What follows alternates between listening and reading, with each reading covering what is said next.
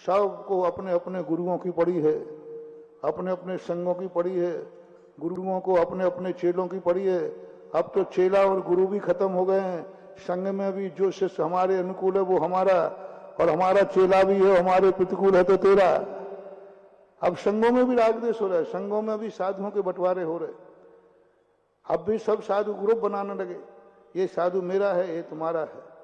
गुरु लोगों में आ गया, कौन चेला मेरा नाम लेता है, कौन मेरी जय बोलता है, कौन मेरे पक्ष में है, वही मेरा है, जो नहीं है वो मेरा नहीं। बल्दियत भी खत्म, संबंध तोड़ देते हैं। इतने राग द्वेष से सब हो रहे हैं महानुभाव। चेतो और जागो, जिनेंद्र भगवान के प्रति अपनी भक्ति रखो।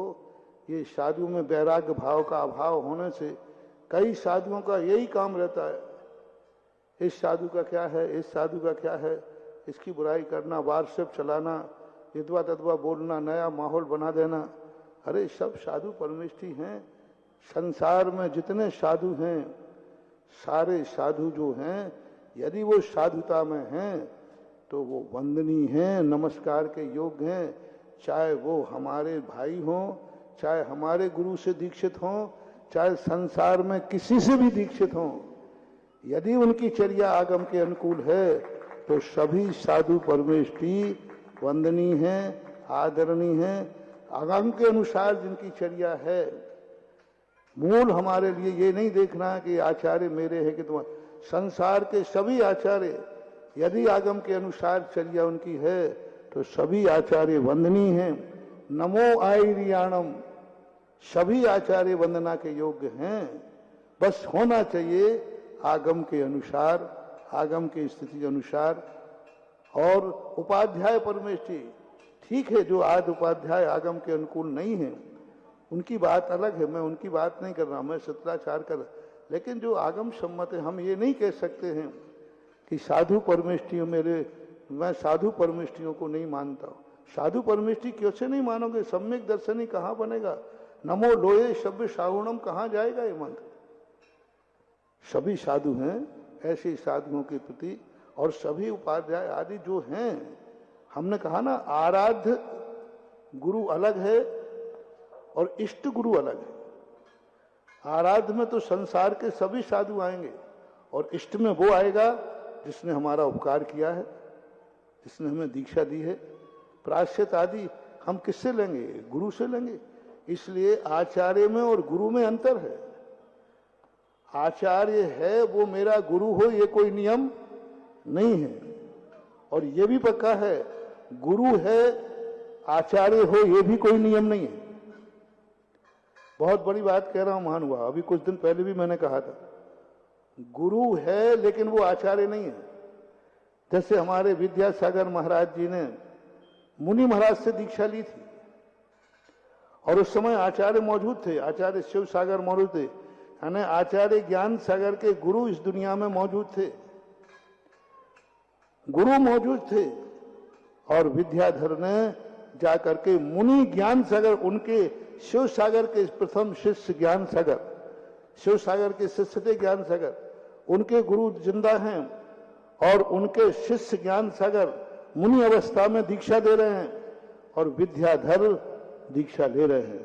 आजकल लोग मूल संघ की परंपरा की बातें करते हैं, परंपरा मूल संघ। अरे परंपरा क्या है, पहले विचार तो करो, आज है कौन सी परंपरा? जितने आचार्य हैं सब बीच में से बने हुए हैं, अधर्म से। मुनि थे, उनके गुरु रहते हुए आचार्य बन गए, बाद में जाकर उनका पट्टाचार्य बन गए। ज्ञान सागर महाराज मुनि अवस्था में दीक्षा दी, उनके गुरु जिंदा रहते हुए। और विद्यासागर महाराज ने दीक्षा ली, पट्टाचार्य मौजूद थे, धर्मसागर महाराज पट्टाचार्य, मूल आचार्य मौजूद थे शिव सागर। और एक मुनि महाराज से जाकर के दीक्षा ली विद्यासागर महाराज ने। बोलो, आज सारी दुनिया में तू किसकी बजी? विद्यासागर महाराज जी। आज सारी दुनिया में ध्वजा किसने उठाई? आज जगत गुरु कौन बने?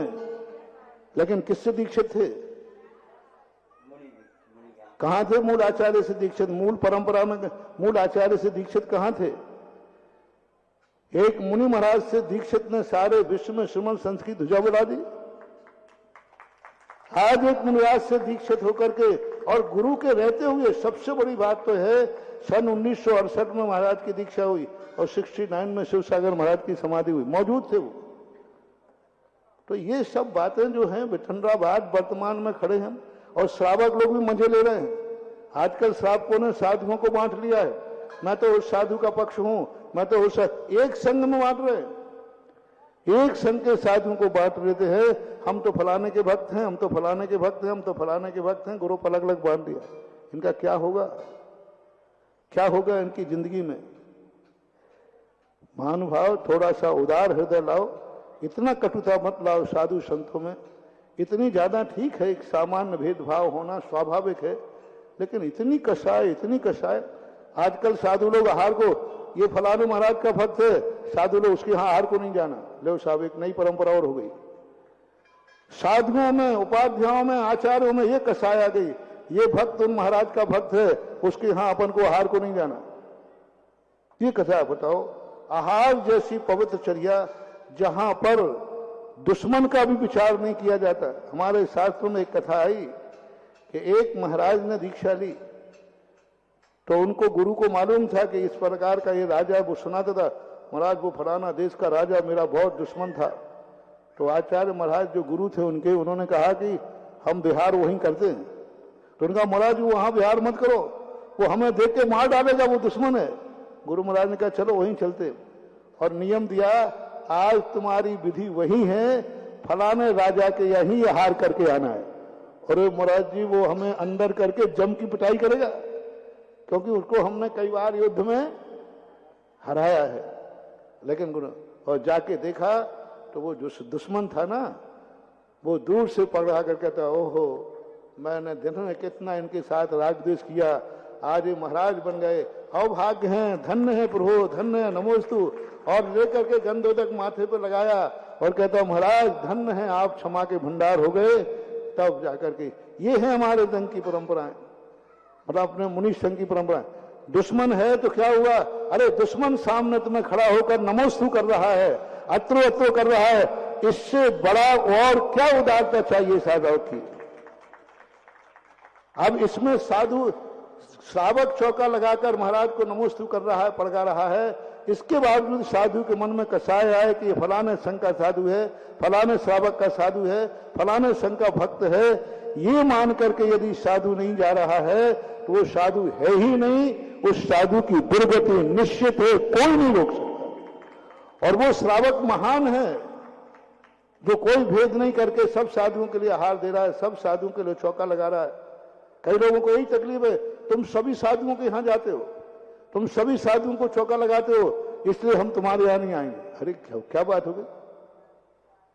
अरे भाई उसके तो अभाग्य समझो।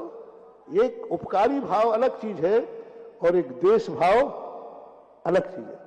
तो साधुओं के अंदर तो इतना कसाय नहीं आना चाहिए, हमें इसके यहां नहीं जाना क्योंकि ये हमारा भक्त नहीं। अब तो ये भी हो गया, एक संघ में भी भेद है। उन्हीं संघों में एक साधु कह, अच्छा तुम हमारे उस ग्रुप के हो क्या? पूछ लेते, आप किस ग्रुप के हो? आप फलाने महाराज के ग्रुप के हो कि फलाने महाराज? एक ही संघ है, एक ही गुरु के दीक्षित शिष्यों में, एक ही गुरु के दीक्षित शिष्यों में। अब साधुओं को पढ़ाते समय ये विकल्प आता है, उसके यहां नहीं जाना क्योंकि वह अपने दूसरे ग्रुप का है।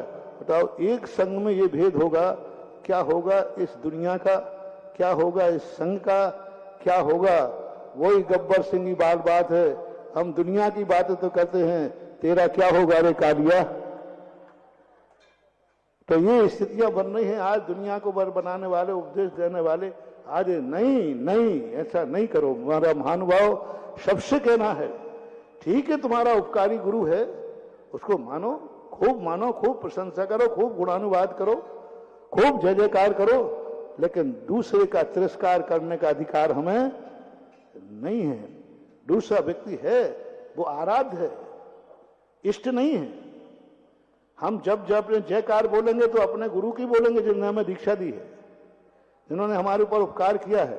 लेकिन इसका अर्थ है नहीं कि हम संसार के सारे आचार्यों का, सारे उपाध्यायों का, सारे साधुओं का अनादर करने का अधिकार सामान्य नहीं। हमारे यहाँ अधिकतम क्या कहा, माध्यस्थ भावम विपरीत वृत्तौ, यदि विपरीत बुद्धि है तो माध्यस्थ भाव रखें, कसाय भाव न रखें। इसलिए फोटो मोटो के चक्कर में प्रश्न आपने किया, देखो मैंने कहा कि तुम लोग छेड़ देते हो, फिर मैं बोले बिना रहता नहीं हूं। और आज सब लोग देख रहे हैं, हर पूरा दुनिया चिंतित में है कि समाज आज किस तरीके से बट रही है।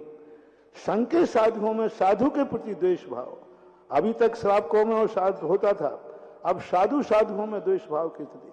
बस एक ही देखा जा रहा है, अब भक्तों से पूछा जाता है, क्यों तुम किस साधु के भक्त हो, क्या सिखा रहे हो। इसलिए फोटो मोटो के चक्कर छोड़ो महानुभाव, फोटो मोटो के संबंध में लगाना ही नहीं लगाना। मैं तो कहता हूं सारे भारत की समाज एक ही निर्णय करे, मंदिरों के अंदर कम से कम सारी फोटो हटा करके मां जमीन दे के चित्रांन बनाओ और चित्रों को लगाओ, राग से खत्म करो। और ज्यादा करना है तो एक हाल बना दो, साधु फोटो हाल, एक फोटो हाल बना दो, सब साधु आए बोले लगाते जाओ साहब यहां फोटो। एक गैलरी बना दो, साधु गैलरी, और उसमें सब क्या बोले हाँ साहब लगाइए साहब। और एक इकट्ठा बना दो, उसमें जिनको दर्शन कर जाना हो तो वो जाकर देख ले।